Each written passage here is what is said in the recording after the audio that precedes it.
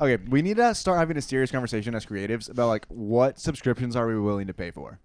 Like, because me personally, I'm like on the far end of the spectrum where I literally have zero subscriptions. Like everyone who's out there being like, Rocket Money saved my life. Rocket Money generally could save me $0 a year because I have zero subscriptions. I only have Adobe and I don't even pay for it. So it doesn't count. I've been, okay, the reason I'm bringing this up is because I don't know how many of y'all woke up to another email from Adobe saying that they were going to increase the price of my plan. I don't know if it's just my plan, what plans y'all have, by $10 per month. And you're not on the student plan anymore. No. You're on like the pro. Yeah. Like, and pro it's like plan. I'm literally just paying for like Premiere and Photoshop, Premiere, Photoshop, and Lightroom, just those 3. That's it? Yeah. Oh my gosh. And now they're trying to raise my prices. Like I think it was like $40 a month, basically. That's insane. Like the fact that we have to like, the fact that you can't take a vacation and be like not worried about the fact that you have to pay $40. Well, that's just like also like that's just ridiculous. I don't know anything in my life that costs. How have we let how have we let Adobe like monopolize the market on this? Yes. And 2, like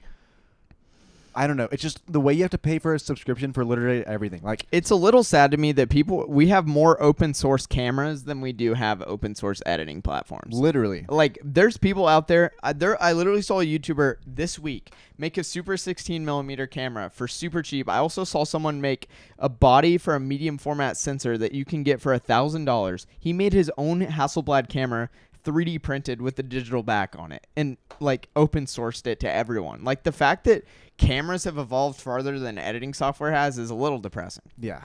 I mean, it's just like I feel like everything in society today is like trying to squeeze like in corporations Every penny out of you. Every penny out of you possible. And you're just like, dude, like how much more, like think about all the subscriptions a creative has. Like maybe for sure like Adobe. And then like story blocks. Like if you're a videographer, something stock. Pixie Set or like a delivery service, something like that. Time, Pixie Set, something to deliver. And you're just website. A lot of people pay like $20 a month for website hosting because they're not using Hostinger. Is insane. Hostinger actually sponsor us. Like that is actually crazy. Hostinger's not a sponsor. I would love Hostinger. I think we paid $30 for the entire year. Yeah, for the first 2 years, I think. Yeah, which is nuts. I don't know. I'm just like, at some point we have to revolt altogether and just like I'm so far removed from subscriptions that my Ring camera I pay annually, so I don't have to worry about the subscription every month. Every year, me and my wife make the decision: are we going to buy the subscription for the year, and we pay it all up front at the beginning of the year? I would even do the same thing with like a gym membership or a climbing membership, something like that. I'm so sick of all these monthly charges on my account. Like I just need to be able to make a one-time decision. And sure, maybe I can make that decision again next year. But that's even still super annoying and messed up. Yeah, like DaVinci, you don't have to do that. Yeah, I mean, it's just absolutely infuriating. I think like the answer what really is making me upset recently is like Epidemic Sound, Artlist, like all these like music companies and like story blocks where you're paying such a premium, like especially Artlist and Epidemic Sound, since they have like these AI like additives now, like AI narrators. You're like, okay, you're paying like $50 for something you may like theoretically use. And like, yeah, and people will be like, okay, fine, well, like we'll give you a one-time payment or whatever, and then they add stuff to it. They're like, oh, now we're gonna charge you more money because we're adding to the program. Right. And you're just like, that's insane. Have you seen the Apple Pocket? Do you know what that is? Oh my gosh, this is actually insane. Look up the Apple Pocket. It's this brand new thing, and I'm telling you guys, it's literally what the Lorax warned us about.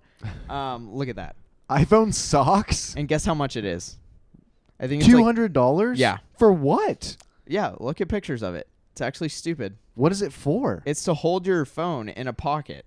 Like around your neck? Look, yes, you can wear it like a little bag. It's like a Thneed from the Lorax. We've literally, society is ruined. Like where all of our truffulatories are gone. That is awful.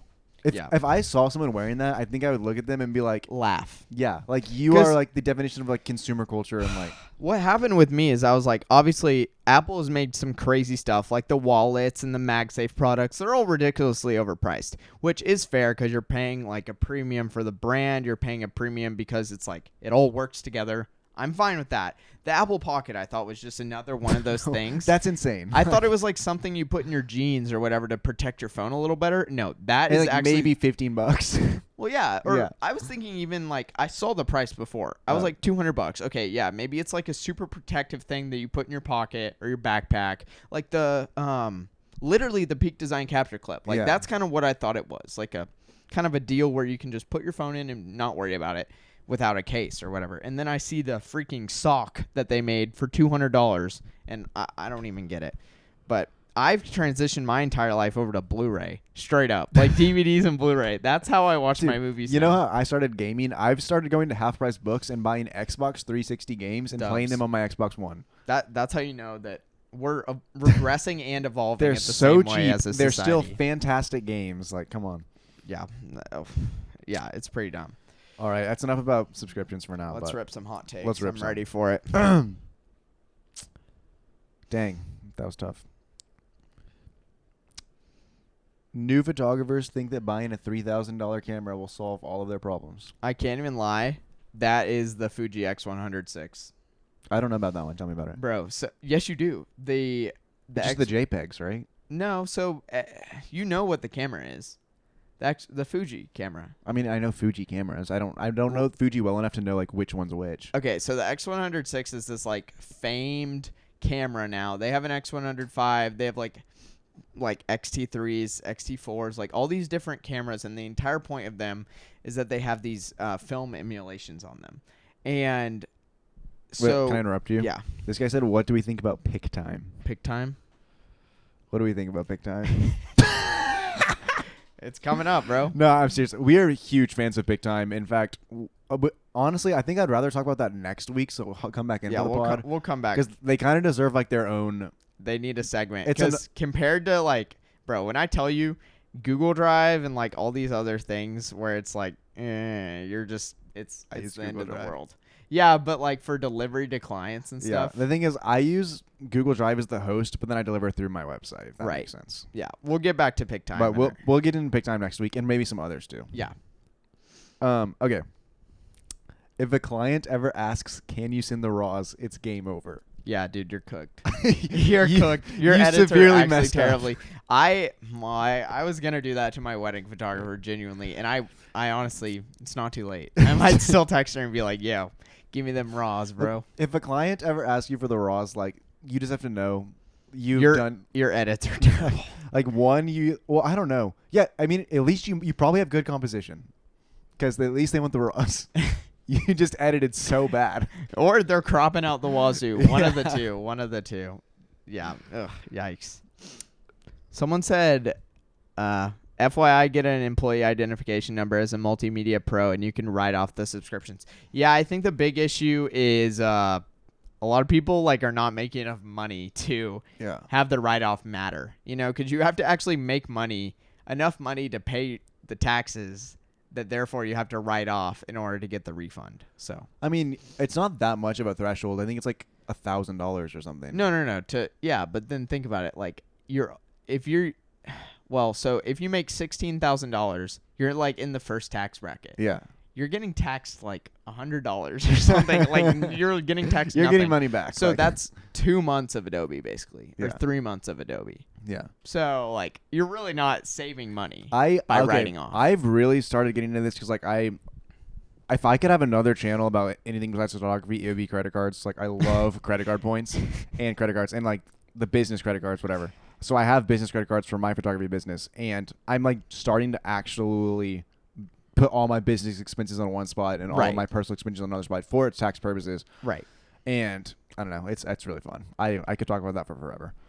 Yeah, that's fair enough. New photographers pose their clients like mannequins. Yeah, I think like the most important thing for me with photos is movement. Like I never am having my like seniors stand in one spot. I have them walk towards me, walk away from I wouldn't me. say never, but I wouldn't like I think too much of either is bad. Well, I have them walk often, and then I'll be like, hey, I'll tell you when to stop. Yeah. Which is a good middle ground, because a lot of times with seniors, like you need options when it comes to like framing, because they're gonna put this into like a senior ad sometime and put text around it and everything, and so you want to give them like options of, oh, they're justified right, they're justified left, they're justified center, they're zoomed in, zoomed out, like all these different focal lengths. And the best way to do that is be like walk, and then once they get to a spot where you're like, okay, nailed it, then like you still have the semi-dynamic movement of like, okay, like you moved and now you're in a natural position. Yeah, But you can also get. Yeah, I just think there's definitely something to be said about like the super staged photos being just like looking staged when you see it. You're just like, but also I think you have to differentiate with your clients.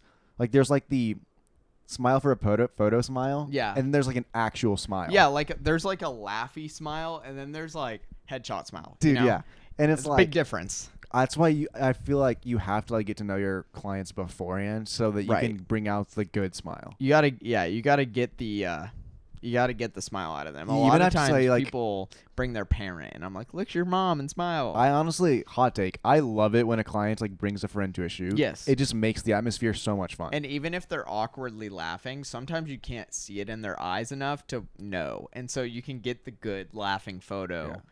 Even though they're like uncomfortably laughing. I think honestly I would rather do a couple shoot than just like a senior shoot because of like the interaction I get with both of them. Oh, for sure. I will say couples can be really difficult because they Sometimes tend they're to awkward. mentally team up on you. Yeah. Like they mentally sometimes are like, okay, it's us versus this photographer, which is a difficult thing to overcome. But if you can get like the three of y'all working like in tandem of like, okay, we're all three a team, then you hit the sweet spot. Okay, I saw a reel the other day of this photographer who was like, I never ask my couples to kiss. If they want to kiss, it'll happen naturally. And I was like, no, that's not true at all. I was like, dude, it's on you to like make them comfortable to do that. I was like, just because they're not kissing in front of you doesn't mean they don't want a photo of that. I've had both.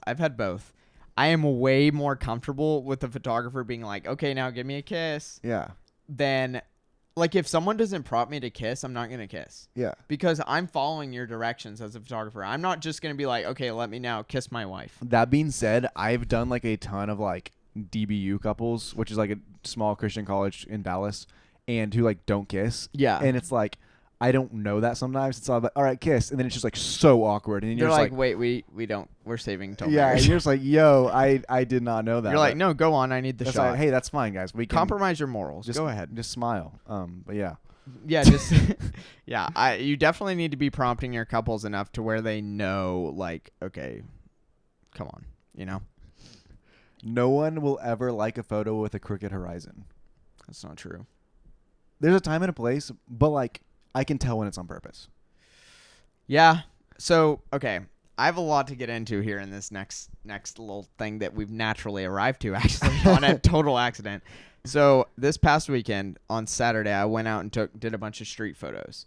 And I did off-camera flash, which I know we quite literally just made a reel about off-camera flash and how people do it wrong. Dude, we literally like roasted the heck out of it.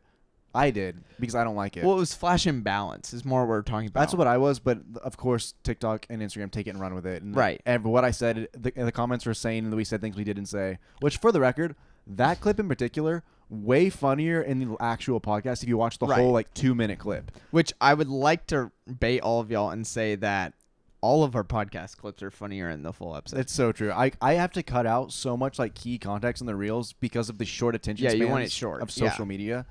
But like also man. like having your clip loop is like really helpful. But most of the time I'll look at an edit that I made of a conversation we had and I'm like, oh, this is like significantly better because of it. But like, literally with 2 of them in particular last year, I wanted to post the full 2 minutes. Like I was like laughing watching it back and I was like, but then I was like, I had to cut it out and I was not as good. You're just making yourself laugh. But basically like I did a bunch of off-camera flash and I was super careful not to make them too dramatic. Like I don't know if you thought they were too dramatic. Like I don't think a non-photographer would necessarily know those were taken like with flash, like with off-camera flash. I mean, you're a photographer. But I literally had someone sitting next to me. He was like, did they use flash in the daytime? Because I was looking at them and they're not a photographer. Who was it? Someone at work. Oh, okay. But that so I don't think I did anything wrong though. I don't think it was imbalanced. No, I don't think it was wrong. But I think like what we're talking about more is like the like For the record, I still hate it. I don't like outdoor flash. I like off-camera flash. I like outdoor flash. I actually prefer all the film photos that I have that use flash than the ones that don't. Like, I think it's way more dramatic. Oh, with film, I would agree. Yeah, with film, it makes a huge difference. Right. And like, put a Polaroid with flash, gold. yeah, I think you do like off-camera flash. For style, for specifics, like yes, but like if I'm using an old camera or like a film camera, like yes, but like, I mean, I get what you're saying. I think you're you doing do it for like specific it. reason too, but like, Yeah, I'm doing it for street photography, Yeah. like with off-camera flash. Like Yeah. that was the entire look that I was going for, I don't know. and I think I did it properly. Okay. I really did. I don't. I'm not saying you did it wrong. It's just like sometimes to me, I'm just like, you know, For what I'm me, the saying? ones it's that- just kind of gross. The ones that I don't like are the ones where it looks like they tried to make it like a moon. Okay, yeah. I Like feel that makes it grosses me out. Yeah. Anyways, keep us rolling. Beginner photographers always think they need more batteries than they do. Bruh, I have like 10. And now I'm realizing I only need like 4. Yeah. Yeah. But I will say, the older camera you have, the more batteries you need. Yeah, I mean, your batteries wear down over the time, so that's why you need more. I would say like, yeah. 4 batteries, you're probably okay for a wedding. Now, with shooting flash, I run out of battery all the time. like AA batteries, dude. yeah, I'm dude. cooked. They're always gone, which is crazy because like, I don't know. Dude, also like why I like don't know why we need double and AAA batteries. Like why couldn't we have just chosen one and stuck with it? I think the voltage is different. See, I don't really know about all that voltage, but I was like, dude, I like was doing Christmas decorations around the house, and like they're like, you need AAA batteries, and I was like, huh? Like, why would we need? I literally nothing needs AAA batteries except for like TV remotes, which totally could use AA, and like I don't know. Like a lot of flashlights need AAA. Like small things need AAA. I don't know. I don't know. I just feel like it's kind of weird. I don't know. Whatever. That was like the weirdest tangent ever. You gotta get us out of this nothing hole. to do with photography or videography at all, but batteries, guys. Batteries. Am I right? People keep trying to sell their Someone gear is in our selling. comments. Someone is. No, ignore that. People. No, I want to read the price and see if it's what it's like. I can't see though because A- the horrible TikTok exposure. A7S3 for $450. Is it worth it? Yes. Yeah, I would do that. No question. That's probably a scam. That's so yeah, cheap. it's probably not That's real. not even real. There's no way. And then they're gonna ask you to go buy 5 credit cards and get over it. Yeah. All right. Are you gonna transition us? Yeah. Okay. Every beginner photographer is afraid of racing their ISO over 800. I don't know about that. I just think. I've never been scared of ISO. I mean, with the T7i, you can't go over like 800. Your photos are gonna look horrible. On my SL2, man, I would shoot max all the time. Yeah, bro. With no noise reduction. no. Back in But okay, back in my day, we didn't have no noise reduction. No, but like I don't know. I genuinely like when I shot on the T7i, I never went above 800. I mean, like if I had to, I would go to 16. If I had to, How? I would always choose my like conditions perfect. No. Okay, no. You just weren't shooting enough then. You were shooting outside Yeah, only. I literally booked everything outside when I didn't have a camera that was good enough to go inside. I shot anything. Anything people would give me, I'd shoot. And See, that's why I'm not scared to use But my that's like ISO. I was so picky, and I'm even more picky about like the pictures that I post, which like everyone hates, like they can't get to my social media anymore. Which like also no, I'm not gonna unprivatize my account. I intentionally privatized it because I didn't want to like build up my own personal social media because it was too much pride and stuff. It was addicting. Yeah, but this podcast is different. Like I love it's different. It's also it's a group effort. Anyways, Someone said, "Is a weather sealed camera important for a beginner? If you can afford it, I think it's awesome." Court, we've talked about this before. Court's like, get the weathered seal. No, it's not that important. I don't think For a beginner photographer, like that when you need it, it's gonna be like, oh, I wish I had it, but you're not gonna need it as much as you like. honestly, dude, I think people overestimate weather sealing or under. I don't know. Just go shoot until your camera breaks and then buy a new one. Yeah, it also just depends. Like if you live by the beach, probably. Yeah, that's why I buy Polar Pro lens filters because I go to the beach all Yeah. the time in Mexico and I need like dust protection. Yeah, man. I mean, honestly, just shoot until your camera breaks and just don't let it break. That's all. It's not that hard. If you can't shoot a good photo on a kit lens, you can't shoot a good photo. I would agree with that. I would agree. I would 100% agree with that. Yeah. That's actually the best kit lens take that we've ever had on this podcast. If you can't shoot a good photo with a kit lens, you can't take I love that. Yeah. You know what? We should have a kit lens competition. That can be one of our YouTube videos. One day we're gonna have I think just a full photo competition with just I don't know how you would verify it was a kit lens used. What do you mean the metadata? Oh yeah, you're Yeah. so right. And also we'll just film the YouTube video. Yeah. And be like kit lens. I was thinking on the way here, which I didn't give you enough time to do this, but next episode I think we should have an editing competition. We screen record our laptops and we both pull up like the worst raw we can find and we try and edit them and see how good we can get them. That'd be fun. Like go back to like 2020 and pull the worst raw that we can find. Like the most difficult edit to possibly do. I think Like you got to recover shadows Yeah. or something or highlights. I'm trying to think of a project I have coming up that'd be fun to edit with. I feel like I have. No. I'm talking like go back in our. You still have old raws, right? All my old raws. Yeah. So go back and pull like the worst raw you have, and we'll each edit There's each some other's. bad ones. We'll both edit each raw, Okay. and then we'll see who can edit better. Okay. Yeah, we'll post both. That'll on be the stories. that'll be so difficult. What can you do when creativity feels out of reach? Actually, dude, I stumbled upon something today that might actually fix a lot of you guys' issues. So there's this thing called TFP, right? Yeah, TFP. And TFP, now you're unmarried for the rest of the podcast. There's this thing called TFP, and TFP stands for time for prints. And so time for prints is this thing, and you can find it anywhere. Like go on Facebook. There's Facebook groups called TFP, and just go join a Facebook group that's like your city and TFP. And if you are like, oh, I have this vision of a photo that I want to take, go and like if you're a portrait photographer or whatever, or like most people, the ones that they can't get are because they're missing people. For the record, I have no idea what you're talking about right now. Yeah, I stumbled on What this. is a TFP? I stumbled on this today. TFP is free people. What? So, yeah. So TFP is time for prints. So people will literally give you their time in exchange for print. So you're exchanging goods and services. I'm so basically. confused. What do you mean time for print? So, you like- your print photos? So all of the like photos that I want to take have people in them. Like all the ones that are up here in my nog, like they have people in them. And so I have to find people that I want to shoot, like models, and stuff like that. And so you both get free photos. So like models and photographers can link up on the TFP stuff on Facebook. Got it. And like you can be like, oh hey, like I'm in search of, which is what ISO stands for. If you ever see someone being like ISO blank blank blank, 6400. I in search of like middle-aged, like old man, whatever, like blah, blah, blah, with like this must bring this, must be in this zip code, like blah blah blah. Then you bring your camera, they bring their outfit, and you shoot. And like that's how you get over your creative humps of like, oh, like I don't have any friends to shoot with. Like if I had found this like ages ago, I would have so many more photos. Someone said I need a 24 to 72.8. No, you don't. No, you don't. Yeah, you do. Get a 50 mil 1.8 and get out there. Yeah, for real. Just move your feet. Move your feet, lose your seat. No, move your feet. Save your money.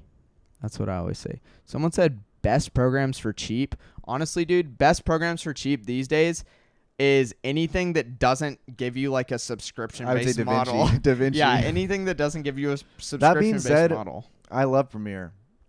But it's just the price for me. Like, yeah. I know DaVinci, like, people argue DaVinci's better, and, like, just a price point, I'm starting to be like, okay, sure. Yeah, they up their prices $10 a month.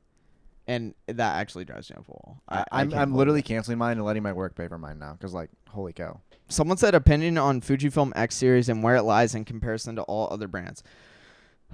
Man, I think there's a big, like, contention right now in film emulation and, like, if it's even worth it.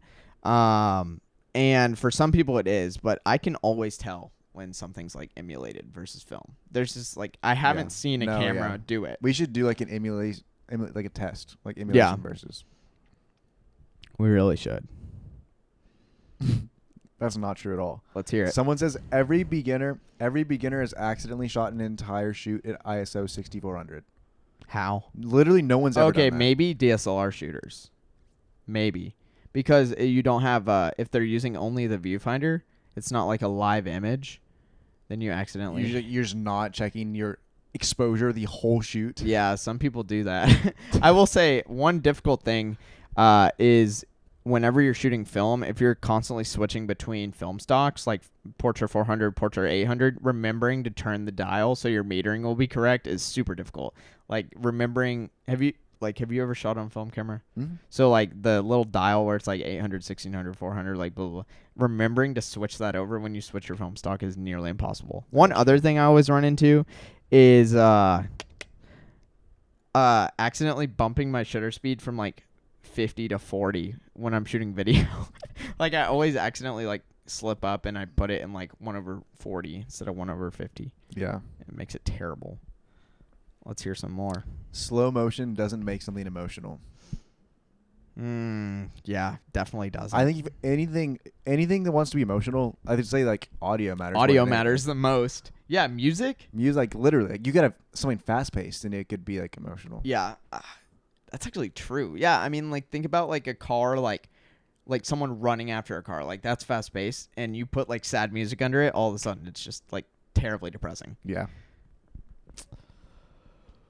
I don't know. Everyone keeps talking about Crooked Horizons. I don't know why that was like Yeah. been on a blurred, like on a huge thing today. Like I'm like skipping over like 3 of these. I remember the Dutch angle wedding photography reel that just went super viral. Never invest in a cheap tripod. It will fail you. See, you've had this issue. I've never had this issue. It broke one of my cameras. Yeah, bro, you lost actually. I lost autofocus for the rest of my life. And that camera's just toast now. There's literally no reason to use it. No, it works in full manual. You Yeah, just but, can't like- autofocus. When are you ever going to use that camera again? Maybe as a webcam, That's true. It's fair enough. but like literally, But even then, you better set super still. I'm so pro. Just buy some solid legs. They can even be cheap as long as they're solid. That Yeah. you know will hold up, and buy the head separately. You don't have to buy a whole like tripod put together. Yeah. It's gonna be more cost effective and probably better. It definitely will be Like better. more customizable. Yeah, because my tripod, I bought an additional head for, and so I still have the original plastic head that came with it, but I upgraded to a metal newer ball head. So I have like this pan tilt head, and then I also have a ball mount, which is kind of nice. So kind of got all of it for like, I mean, think about it, like $80 for everything. Someone said, "There's no such thing as a bad client. Only bad client experiences."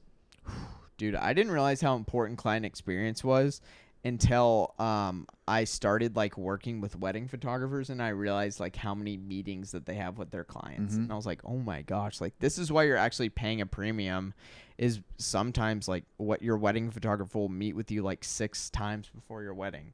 And then it's like, okay, well, you're actually paying for more time than just your day. Yeah, but also like that is not true. Like there are bad clients. Oh, yeah, 100%. Like okay, obviously it's a given. Like the client experience should be good, and it's on the photographer or videographer to make that good. Yeah. But there's also just some terrible humans out there. Like they'll just Yeah. not pay you, scam you off, be like complain about everything. And here comes the importance of contracts, and specifically writing in your contract how many revisions they get. Yes. Because you like if you're a videographer and you don't write in your contract how many revisions they get, then there's no reason for them to be like, It'll never be over. yeah, you'll just endlessly be editing for them until you like break off the client relationship. Yes. And then You have who to. knows, they might take you to small claims court. You might be toast. Yeah. It's pretty rough. Someone said, when's the photo competition? Dude, I honestly, mean, probably sooner now that we have Probably more soon. sponsors. Now yeah. we have more sponsors, so it could be coming up. We'll email our sponsors and see if anyone's interested in doing a collab for the photo competition. Oh, how do I want to say this? Okay. A bad photographer can take a better photo outside, but a pro photographer can take a better photo in a studio. I agree. 100 I agree. Yeah, I had an experience yesterday that really made me question like my lighting knowledge.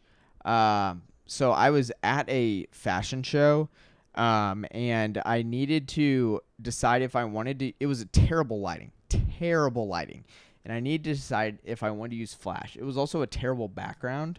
So I had to decide, okay, am I going to cut the background as much as possible and use my 70 to 200, zoom it all the way in, really blur that background, isolate the subject, isolate the fashion, or am I going to want these like nice dramatic photos, which honestly is what I want as a photographer, because I'm going to use those more for my portfolio than like blurry background like fashion photos. Like I'm not really going to use those. And so I tested literally like every focal length on my lenses, and then I tested like with flash and without flash, and I ended up having to go without flash because I was just like I didn't have the know-how of how to balance everything with a terrible background and also make it not look corny. Yeah. Yeah, it was a wreck. And I think that kind of goes to show like if you have knowledge of strobe lighting, like you're going to do way better in a studio than like a new photographer would do like in a perfect environment. Unpopular opinion, the A7 III is literally the FX3, but it's cheaper. Wrong! 8-bit video versus like 12-bit video, dude. I mean, I will say though, like the A7 series are still like fantastic. Now the cameras. A7S III, that does still pull its weight in the year of our Lord 2025, but the A7 III is not even comparable to the FX3. And if you're shooting photo, get the A7 III. Don't get the FX3. I think you just busted my eardrum too. Like it's still ringing. You gotta cut that into the reel. The number one mistake beginners make is white balance. Oh, 100%. Remember us, dude. Oh, Back in the days of the podcast, the Salmon Boys. It was bad. You remember those days. If y'all have been here from the beginning, you know. Now we white balance every episode, actually. So we don't use auto white balance anymore. For the longest time, I was like, why is my camera like messing up these shots? Like all the shots of our podcast look different. And then I realized auto white balance will do that to you. So auto white balance is fine for raw photos, but for video, dude, come on. If aliens came to Earth and found your blurry photos, they would think you were a bad photographer. Oh, you're talking about like the trendy ones? Yes. Yeah, that's actually fair. I think oh dude, I had somebody tell me this. So their brother recently got married and they're in media. You know who it is. Okay. It's I'll just tell you. Put your mic down. So you know who that is. Yeah. Like the brother. Yeah. So he told their photographer, he was like, oh, like I kinda like the blurry like aesthetic photos. They did like half of their wedding photos like that. Isn't that so bad? I'd be so mad. So he just wanted like a couple and then the rest to be like nice, like timeless. 50% blurry photo delivery is crazy. Yeah, bro, that's actually insane. So they were doing shutter drags on like every wedding photo. That's actually terrible. Someone said, quick question, should I get the Sony ZV-E10 or shill for the FX30? What do you want to do? Well, I'm assuming video. Or is he hybrid? Correction, Mark II. Dude, you're above my pay grade right now. I don't know. That's a hard question. If you're doing video, FX... Oh, no. I would... No. They're all the same. The I'm- ZV-E10 and the FX30 Yeah. are basically the same camera. Just get the FX30 because it looks nice. Now, if you're making a decision between the ZV-E1 and the FX30, get the ZV-E1 because it's full frame. Yeah. But, Good take. hey, I don't make the rules. Your photographer's preset is not their personality. It is, though. Is it? It's become that way for so many people because they use the same preset on every shoot. Yeah. It really has. And it's an issue. I've only recently started making a new preset for every single shoot, and it's changed my life. Yeah. I saw someone and they said that using a preset is not true editing. See, it's a good starting point, but It's a really good starting if it's point. just a copy paste, then it's not really editing. I If saw it's a paste and then you fine tune significantly, then yeah. I saw somebody saying that there was this ad for Lightroom profiles instead of Lightroom presets, and they were like, Lightroom presets don't really handle the raw data like Lightroom profiles. So we made these Lightroom profiles that handle the raw data correctly, and they were selling like 4 Lightroom profiles that were film emulations for like $180. And everyone in the comments was like, this is a scam. This is a scam. This is a scam. Because like at the end of the day, like an ISO 400 film emulation is not going to help your ISO 3200 digital image. Like you have to be shooting in the, like you said last episode, like the same like familiar situations. Yeah. Like you can't copy another photographer's preset with a different picture. It just doesn't work like that. And that's why it made me mad. Someone said just buy film at that point. Yeah, fair enough. Should I upgrade to an R6 Mark II from an R7? If you can wait, get the R6 III. The price difference is so minimal. It's so cheap. Yeah, that's what I'd say. I make custom presets for my edits at my job because it saves me so much time for the deliverables. Yeah, but like, I hope you're not using the same preset for every single photo that you take in life. You know, in life, yeah. Yeah. Photography is 90% skill and 10% gear. I'm trying to think. Do I agree with those percentages? I really do think back in the day, it was the case, and now. Do you think gear is more or less? More important than it was back in the day? Yeah. 100%. 100%. Go look at film cameras, bro. It does not matter if you're shooting. Like, if you go look on IMDb for every single movie, you can be like, oh, yeah, they shot a 16mm film camera. Essentially, all of them were the same. Yeah. They shot a 35mm film camera. Back in the day, essentially, all of them were the same. Like, it didn't matter. Nowadays, like, cameras make a huge difference. Yeah. Especially lenses. It says, if you're on year one of being a creative, you don't need a fog machine. Dude, I worked with a guy one time who said he wanted to use fog on everything. Everything. It was like you with your Smoke Ninja. Yeah. It was a glorified vape. There's some old podcasts with some Smoke Ninjas. Oh my gosh. We used to wait like 25 minutes for Luke to Smoke Ninja the room before the podcast just for us to look orange in our color grade because we weren't white balancing. Oh man, skill can only take you so far. Gear matters more than we like to admit. Oh, I have to agree in a lot of situations nowadays with low light, with concerts, that is true, especially sports photography. I do agree, kind of.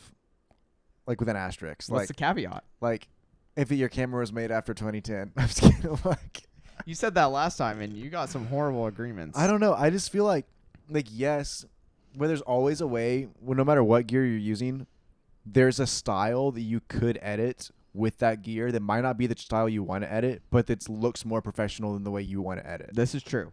You can maximize a cheap camera in a lot of situations, and then there's some situations where you just can't.